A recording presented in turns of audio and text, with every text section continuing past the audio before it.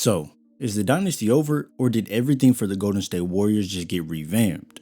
A lot of chirping, a lot of negative talk, and a lot of questions are in the air. Did they mess up trading Jordan Poole away? Is the Draymond Green and Poole issue the reason why this team didn't live up to expectations? Is Klay still the same player? Is Steph Curry the greatest point guard of all time? And how will Chris Paul mesh with this team? In my humble opinion, the Golden State Warriors are in one of the best situations they could be in right now. With lots of disrespect coming their way after the playoff loss, people were counting the Warriors out, but after acquiring Chris Paul and keeping the rest of the band together pretty much, this Warriors team will certainly be out for revenge. After coming off a championship run in the 2021-22 season, and then now falling short losing in the Western Conference semifinals, the Warriors have found themselves in an interesting situation and it's truly make or break for them this season. Now, which side of this do you lean on? Do you think the Warriors will make a change and really go up again, or do you think they will break and fall down? It's hard to really lean towards break in my opinion, because when you have a guy like Stephen Curry on your team who is the best point guard to ever play basketball, can you truly bet against him and feel comfortable? At the age of 35 years old, Curry put up numbers of 29 points, 6 assists and 6 rebounds, all while maintaining shooting splits of 49% from the field and 42% from deep. You could argue that Curry is still at the top of his game, and knowing that the shooting touch doesn't just go away, you could bank on Curry to still have a good 2 to 4 good years left in him. We've seen Steph go from being mainly just a shooter to then adding in some amazing court vision. He's also mastered handling the ball like a yo-yo, so now when he steps on the court, it's just a masterclass performance. After last season's playoffs, we all seen Curry is not regressing at all, and this high level of play uplifts his team as a whole. Of course, we all know that his scoring is what propels this offense to the highest degree, and you can't overlook that whatsoever. But what's really the important thing around his game is his leadership and gravity on the floor. With that unmatched shooting ability and limitless range, defenders must stay glued to him at all times, and I'm not exaggerating, they must be on him once he steps past half court. This gravity that Curry possesses forces his opponents to constantly monitor his whereabouts, which then creates many openings for his teammates. He pretty much puts the defense in a tight situation. Either leave Curry open and risk a deadly three-pointer or a drive to the basket, or you go ahead and commit an extra defender to him, leaving someone else unguarded, and Curry will make the right read to make you pay. It's really a lose-lose situation, and Curry's mere presence on the court draws defenders in like a magnet. When you pair together his quick release, super smooth handles, and his ability to navigate through screens, it makes it incredibly challenging for opponents to contain him, and this is how Curry just breaks down the entire defense.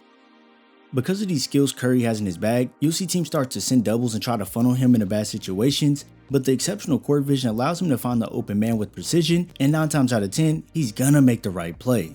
This alone takes a huge load off all the other teammates, as not only do they not have to worry about creating shots for themselves, but the burden of getting the offense going and setting the pace isn't their responsibility either. Lifting this pressure off his teammates can make them thrive even more, as they can just focus on one task at hand, and trust me, this is going to be very key to their success in the next upcoming years. When you surround Curry with guys that specialize in certain aspects, this is when you start getting lit up from multiple areas, because Curry can find that open man whenever he needs and set them up to knock it down. Now, you could certainly live with it and try to force other guys to beat you besides Curry, but if others start getting in rhythm, then it's pretty much a done deal. When you look directly at his partner in crime, Klay Thompson, it's a 1-2 punch between these two, and we all know Klay. If he starts to see the ball fall through the basket, then there's no stopping him from letting it fly. Since coming back off that injury and trying to rework himself into true game shape, last season wasn't the brightest for Klay, as he just wasn't his full self, but does that mean we just write him off as a player already?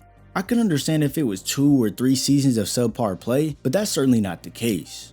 I think a lot of people tend to forget how good players are so quickly, and they only look at the most recent things to validate their opinion. Sure, if we were basing it off 1 year, you could say, get Klay out of here and bring somebody else in. But we're talking about a dynasty team right now, and a very important piece at that, so you really can't just do that.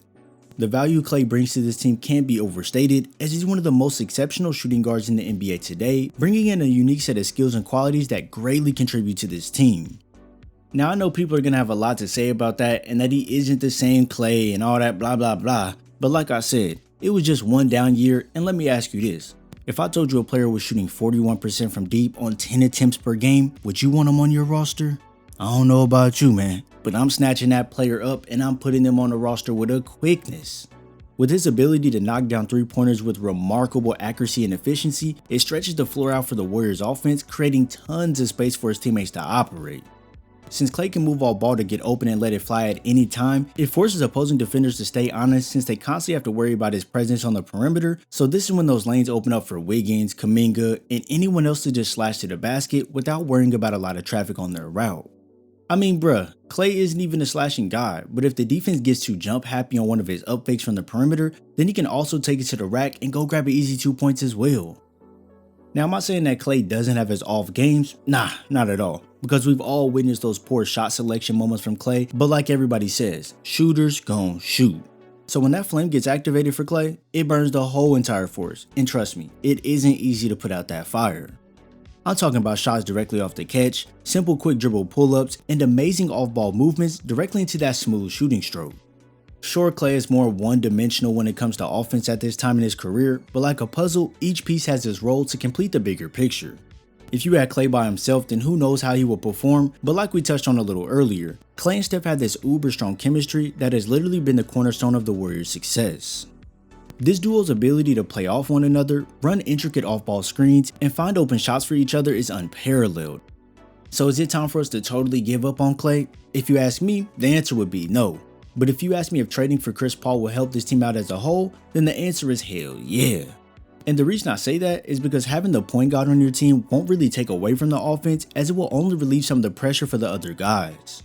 When I first heard about this trade, I figured you would just throw CP3 in that second lineup, and just call it a wrap. The reason I had those thoughts were because 1, CP3 is 38 years old, and let's be honest, his offensive scoring isn't the most intimidating anymore, and 2, because if you throw him with the starters, then the Warriors would have to run more of a small ball lineup, which wouldn't be the most beneficial for them. But I can't even lie, after I watched those preseason games and saw Chris Paul out there with the starting lineup, I don't know, I kinda have mixed feelings about it now. With CP3 averaging 9 assists last season, he is still one of the best playmakers in the league, and you can see how that helped the rest of the guys on the offensive end. With Curry and the other guys not having to create their own shot as much since CP3 is there now, it allows them to save energy, and let's be honest, CP3 is very good at setting guys up, so scoring as a whole for this team will look even more seamless. It's still early, so I honestly don't want to say too much about CP3 yet, but it's just a little teaser of what I think. I want to see more games with CP3 in the starting lineup and possibly even coming off the bench with the second unit, so I can get an even better look at how they all operate. Having another option who can piece this offense together is great, because CP3 isn't the only guy who makes this offense better, as Draymond Green is literally the central hub for this team. The stats books say a lot, but what says more than that is the eyes. When watching the Warriors operate on the floor, whether it's offensively or defensively, it's all backed up by Green. His leadership and mentality is what makes this Golden State Warriors team, and although he isn't a heavy scoring presence, his impact on the floor might be the biggest, and I mean the biggest on this team. Yeah, I said it, even bigger than Steph Curry. That might seem a little wild to some of you, but without Draymond, Steph, Klay, Poole, Wiggins, and whoever else wouldn't get the clean looks they do half the time. Every team needs a player who does the dirty work, but better than that, they would love someone who can do the dirty work and also be crafty while doing so. Green can make fantastic reads off the pick and roll to either find the open man on the perimeter or someone cutting back door, then Dre knows how to stay patient, reset, and then find the better shot. Not many guys around the league have the IQ to just slow down and not speed up the process, nor the vision to know when to pass it, where to pass it, and how to pass it. Dre just possesses a unique ability to see plays develop before they even happen, sort of like the game moves in slow motion, what makes him an outstanding playmaker and facilitator. All of this value comes strictly from the offensive end, and one could argue that this isn't even the most valuable side of the ball for him. When we flip the switch and go to the defensive end, Draymond is an absolute force. Despite not having the prototypical size of a dominant defender, his tenacity, instincts, and versatility allows him to guard multiple positions very effectively. With the Warriors looking to make another run at getting a ring, they have a solid group of guys who they could definitely make a run with. Now for all the other guys on this team, I want you all to comment below what you expect or who you think will be a breakout player, and let's all discuss it below. If you enjoyed this video, be sure to drop a like before heading over to watch this Nikola Jokic analysis. I thank you all for your support, and I'll see you in the next video.